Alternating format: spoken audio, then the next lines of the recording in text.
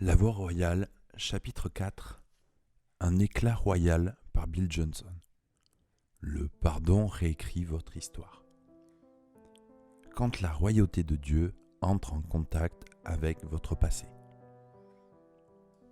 Chaque fois que nous nous repassons dans notre mémoire les événements passés de notre vie, sans tenir compte du fait que Jésus a versé son sang, nous nous soumettons à l'influence d'un esprit de mensonge. La réalité est que mon passé de pécheur n'existe plus. L'agneau de Dieu l'a chassé en payant de son sang. Il a, de ce fait, enlevé la liste de mes péchés de sur les registres du ciel, et cela pour toujours. Le sang de Jésus m'a racheté, a couvert mes péchés, et ils ne seront plus jamais découverts. Le pouvoir destructeur du péché est lui-même détruit par une vérité d'un niveau supérieur qui s'appelle le pardon. Le diable a enregistré notre passé. Pourtant, ces enregistrements sont sans valeur si nous ne donnons pas notre accord. Il est l'accusateur des frères, mais Jésus est notre avocat. Chaque fois que nous nous retournons sur notre passé sans tenir compte du sang de Jésus, nous passons un accord avec le diable.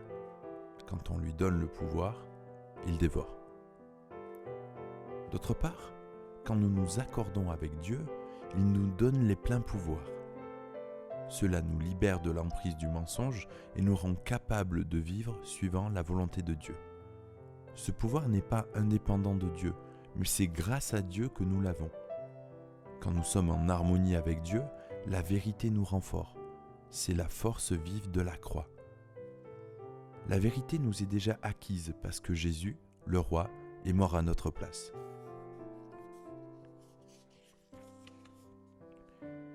Il n'est pas seulement mort pour nous, il est mort comme nous.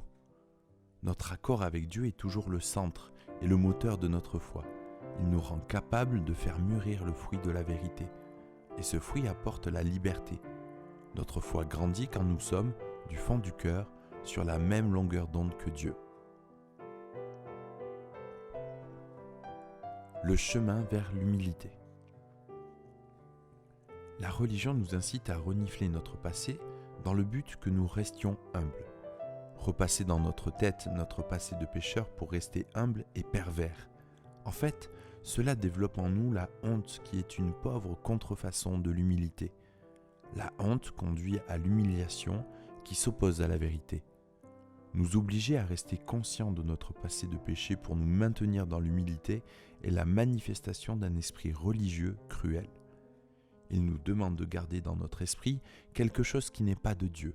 En réalité, il faut faire davantage preuve d'humilité pour marcher dans la liberté d'un pardon immérité. Quand nous sommes pardonnés, le roi nous autorise à vivre comme si nous n'avions jamais péché. La vie de pardon ne veut pas dire que nous devions oublier notre passé, mais voir notre passé à travers le sang de Jésus apporte la louange à nos lèvres et nous libère du fardeau d'un cœur coupable. Jésus, de toute éternité, est l'agneau de Dieu. Aussi, rappelons-nous toujours que c'est à travers un agneau sans tache que nous avons reçu le salut éternel. Mon témoignage personnel. Je me suis débattu pendant des années avec cette vérité. La honte et le découragement étaient mes proches amis. J'essayais de contrecarrer ces sentiments en priant davantage, en étudiant la Bible, en lisant les biographies de grands hommes et de grandes femmes de Dieu. Mon problème n'était pas pour autant résolu, même si je faisais ce que la plupart des gens me conseillaient de faire. J'ai découvert que lorsque notre perspective est faussée, lire plus la Bible et prier davantage ne peuvent qu'accentuer le découragement et la honte. C'est ce que cela a fait pour moi en tout cas. Chaque biographie que je lisais faisait impression sur moi, mais m'enlevait aussi tout espoir. Ils étaient tous si parfaits. Je ne pouvais pas m'apparenter avec aucune de leurs relations avec Dieu. Ils m'apparaissaient comme étant les favoris de Dieu. Moi, j'avais seulement le droit d'exister. Un jour, j'ai écouté un enregistrement d'un message de David Wilkerson qui s'appelait « Faites face à vos échecs ». Il expliquait comment les grands pouvaient avoir aussi des échecs et des faiblesses. Il a partagé certaines de ses luttes et de ses failles. Ce message était un des plus rafraîchissants que j'avais entendu dans ma vie. Ce fut l'amorce d'un changement en perspective pour moi, mais l'esprit religieux qui m'habitait ne voulait pas me quitter si facilement. Je m'étais entouré de gens qui recherchaient avec passion le réveil à tout prix. J'étais centré sur ce sujet. Que je mange, dorme ou prie, j'y pensais constamment. Mais nous tous qui avions étudié les réveils du passé avions une idée fixe. Nous n'étions pas assez saints. Donc, sans arrêt, je réexaminais mes motivations, ma sainteté, et toujours mon examen tournait court. Ma passion pour Dieu était bien vivante, mais mes efforts personnels pour atteindre la sainteté me tuaient. Cela m'embarrasse de l'admettre, mais j'ai été pasteur pendant des années et je ne me sentais pas bien dans ma peau. Durant la semaine, je me débattais dans mon désespoir et mon sentiment d'inutilité. Heureusement que par la foi, j'arrivais à émerger le dimanche pour pouvoir apporter à mes paroissiens une nourriture saine. Un de mes plus chers amis, qui fut un guide pour moi, Darrell Blunt, vivait une vie qui baignait dans la grâce de Dieu. Pour lui, la vie paraissait tellement facile. Il m'a aidé à passer au travers de mes difficultés et m'a libéré du piège de l'introspection qui me retenait prisonnier. Il riait beaucoup et savait s'amuser sans être grossier. C'était nouveau pour moi. Pour ma part, j'étais trop sérieux. Pendant ma jeunesse, j'avais été un pitre de premier ordre et j'avais appris à être grossier pour impressionner. Je me suis détourné de tout cela et de tout le reste, pour suivre Dieu de tout mon cœur. Malheureusement, j'ai laissé une partie valable de ma personnalité sur le billot de ma sainteté personnelle et je me suis fait une fausse image de la spiritualité qui n'a jamais marché.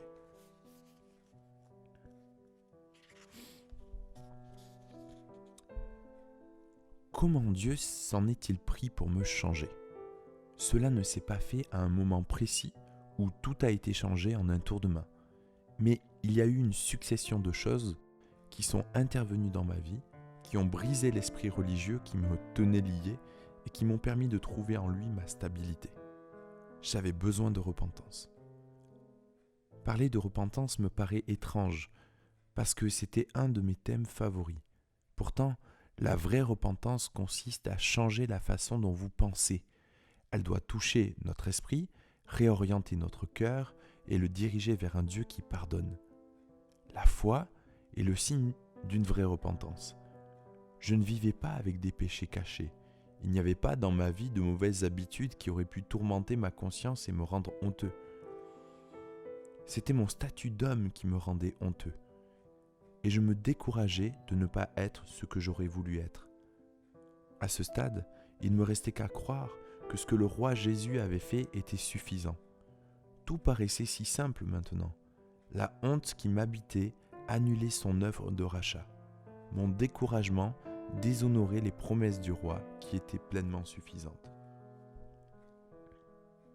Ne faites pas d'introspection. Cela m'a pris un certain temps, mais finalement, je me suis rendu compte que les meilleurs moments de ma vie, mentale, émotionnelle et spirituelle, étaient quand j'essayais juste de faire de mon mieux sans faire d'introspection. Cela me faisait peur parce que dans ma tête, l'introspection était un passage obligatoire pour atteindre mon grand rêve, être un artisan du réveil. Après des années de combat contre mon idée personnelle de la sainteté, je fis cette prière. Père, tu sais que je ne fais pas aussi bien les choses quand je me regarde dans mon être intérieur. C'est pourquoi je veux arrêter. Je me repose sur toi pour me montrer ce que je dois voir. Je te promets de respecter ta parole. Tu as dit que ta parole était une épée à double tranchant. Utilise-la pour me sonder en profondeur. Montre-moi les choses qui ne te plaisent pas en moi. Et quand tu feras cela, s'il te plaît, accorde-moi la grâce de pouvoir les abandonner. Je te promets de me présenter devant toi chaque jour. Ta présence est comme un feu brûlant. S'il te plaît, brûle en moi tout ce qui ne te plaît pas. Attendris mon cœur et qu'il devienne comme le cœur de Jésus. Sois miséricordieux envers moi. Je te promets de rester en communion avec ceux qui t'appartiennent. Tu dis qu'on aiguise le fer avec du fer. Je m'attends à ce que tu mettes ton onction sur les blessures faites par un ami pour me ramener à la raison quand je résiste. Utilise ces outils pour modeler ma vie, pour que Jésus seul soit vu en moi. Je crois que tu m'as donné un cœur et un esprit comme toi. Par ta grâce, je suis une nouvelle créature. Je veux que cela soit vu et que le nom de Jésus soit honoré. Histoire revue et corrigée.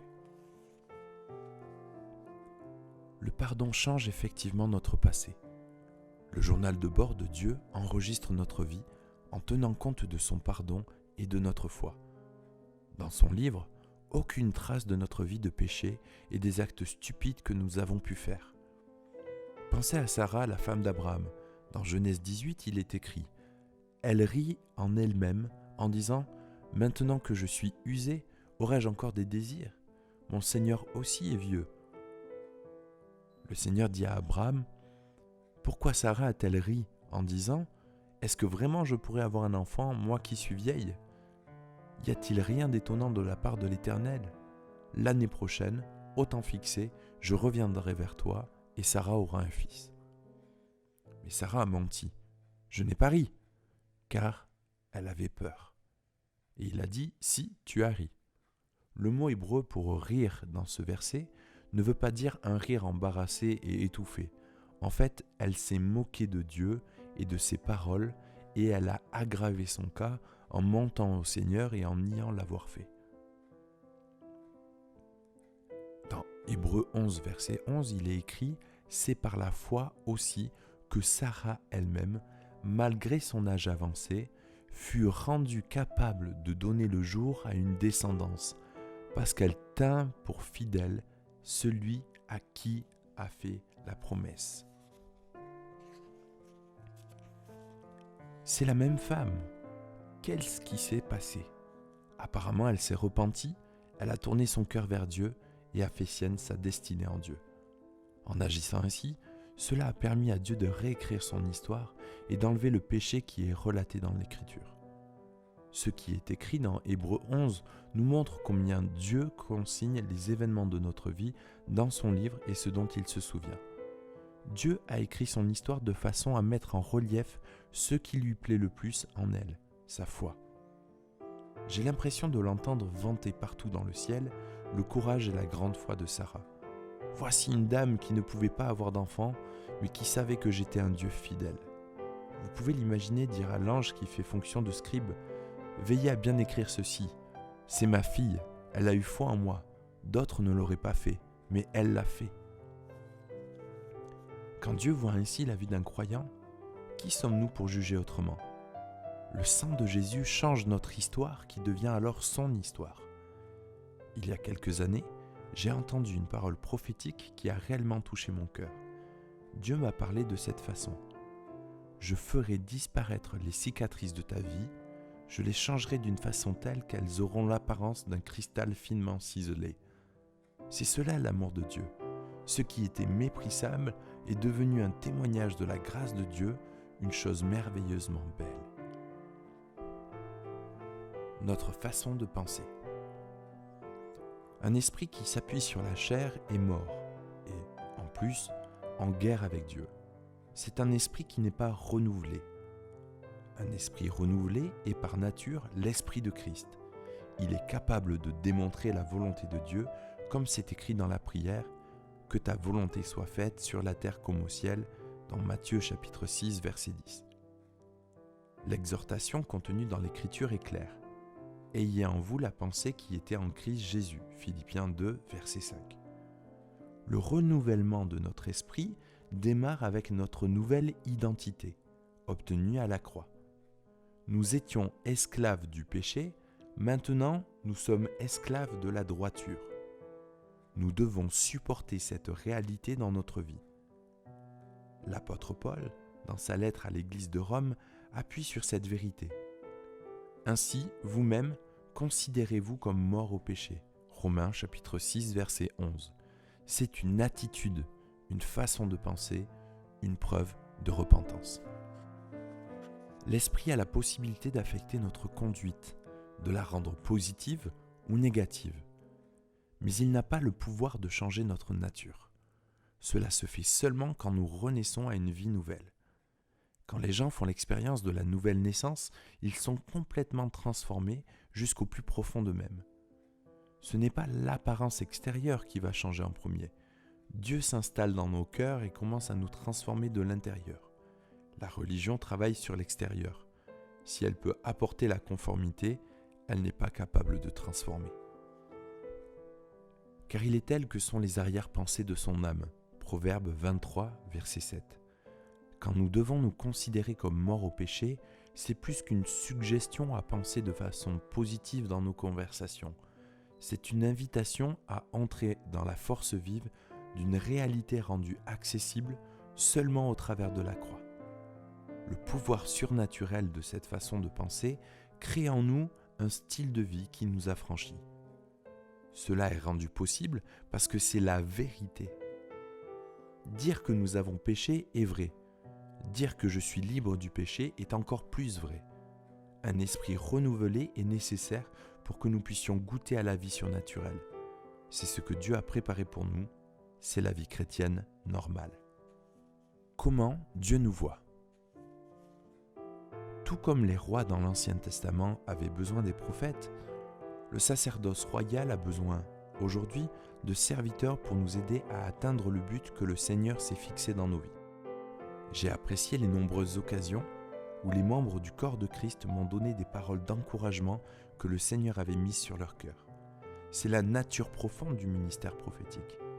Quand des paroles nous sont destinées, le Saint-Esprit les confirme rapidement. Quand c'est le cas, je les garde comme un trésor. Je les écris afin de pouvoir les relire si nécessaire. La plupart sont inscrites sur un répertoire qui reste tout le temps dans mon porte-documents. Certaines de ces paroles m'ont été données il y a 20 ans ou plus, et pourtant elles sont toujours porteuses de vie pour moi. Je ne peux me permettre d'avoir une idée de ma vie différente de celle que le Seigneur a. Que ce soit une promesse contenue dans l'Écriture que Dieu a mise en relief pour moi, ou une parole prophétique d'un prophète reconnu, je les relis jusqu'à ce que ma pensée en soit bien imprégnée.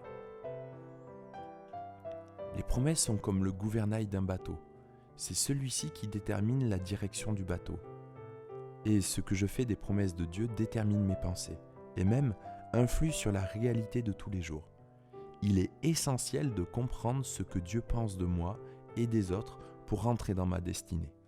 Ne regardons pas aux circonstances, la parole de Dieu est vraie. Que Dieu soit reconnu pour vrai et tout homme pour menteur. Romains chapitre 3 verset 4. Encore une fois, nous ne pouvons pas nous permettre de penser différemment de Dieu. J'aime méditer sur les versets qui disent ce que Jésus a accompli pour moi, à travers l'œuvre du salut. Ci-dessous, j'ai noté plusieurs versets dont je me suis nourri. Mais autant les cieux sont élevés au-dessus de la terre, autant sa bienveillance est efficace pour ceux qui le craignent. Autant l'Orient est éloigné de l'Occident, autant il éloigne de nous nos offenses. Psaume 103, versets 11 et 12. Celui-ci n'enseignera plus son prochain, ni celui-là son frère, en disant « Connaissez l'Éternel », car tous me connaîtront depuis le plus petit d'entre eux jusqu'au plus grand, oracle de l'Éternel, car je pardonnerai leurs fautes et je ne me souviendrai plus de leurs péchés. Jérémie 31, verset 34. Car je répandrai des eaux sur le sol altéré et des ruisseaux sur la terre desséchée. Je répandrai mon esprit sur ta descendance et ma bénédiction sur ta progéniture. Ils germeront au beau milieu de l'herbe, comme les saules près des courants d'eau. Celui-ci dira « Je suis à l'Éternel ». Celui-là se réclamera du nom de Jacob. Cet autre écrira sur sa main « à l'Éternel » et se parera du nom d'Israël. Ésaïe 44, versets 3 et 5. Je suis persuadé que celui qui a commencé en vous une œuvre bonne en poursuivra l'achèvement jusqu'au jour du Christ Jésus. Philippiens chapitre 1, verset 6. Mon Père qui me les a donnés est plus grand que tous, et personne ne peut les arracher de la main du Père. Jean chapitre 10, verset 29. Si quelqu'un est en Christ, il est une nouvelle créature. Les choses anciennes sont passées. Voici, toutes choses sont devenues nouvelles. 2 Corinthiens chapitre 5, verset 17. Ce sont juste quelques pensées que Dieu veut nous transmettre et qui doivent faire partie intégrante de notre vie. Faites votre propre liste et changez votre façon de penser. Le secret le mieux gardé. Dieu ne donnera pas sa gloire à un autre. Ésaïe 42, verset 8. La plupart du temps, ce verset est compris dans le sens que Dieu est glorieux et que nous ne le sommes pas. En réalité, nous ne sommes pas un autre. Pourquoi pensez-vous qu'il nous a fait des membres séparés de son corps ? Le membre le plus insignifiant de son corps est supérieur à la plus haute principauté, au plus haut pouvoir des ténèbres. À l'origine, à la création, l'homme a été créé pour vivre et demeurer dans la gloire de Dieu. Tous sont péchés et sont privés de la gloire de Dieu. Romains chapitre 3, verset 23.